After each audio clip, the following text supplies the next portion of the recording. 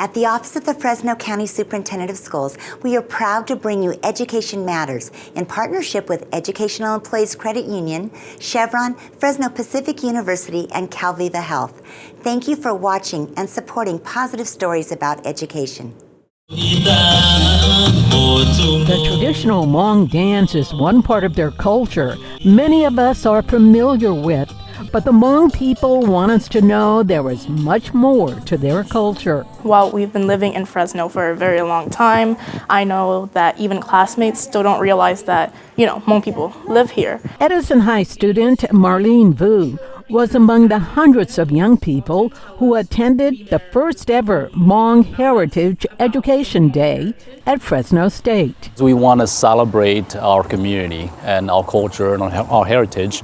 And it also marks the Hmong New Year season as well. The Office of the Fresno County Superintendent of Schools Migrant Education Department brought about 50 students from rural districts to the event. It's super important for students to, one, not only come on campus here at Fresno State and get a college experience, but also learn the cultural diversity. Hmong educators and community leaders helped organize the day.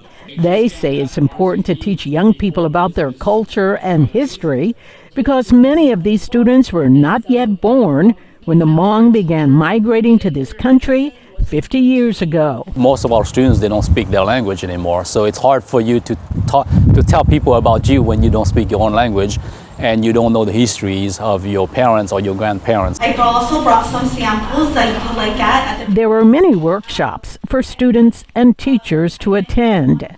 This one on the art of making Ntaub, or Hmong embroidery.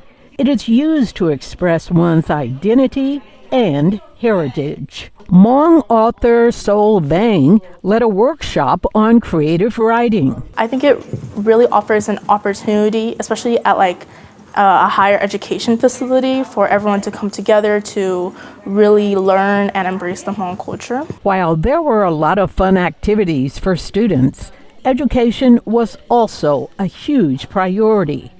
Educators like Fong Yang say it is the reason the Hmong people have thrived. A lot of people like myself and the people who came before me, they relied completely on education to change their lives. So we know that if it was good for us, it's got to be good for the future generations as well. For Education Matters, I'm Juanita Stevenson, KC24, local news that matters.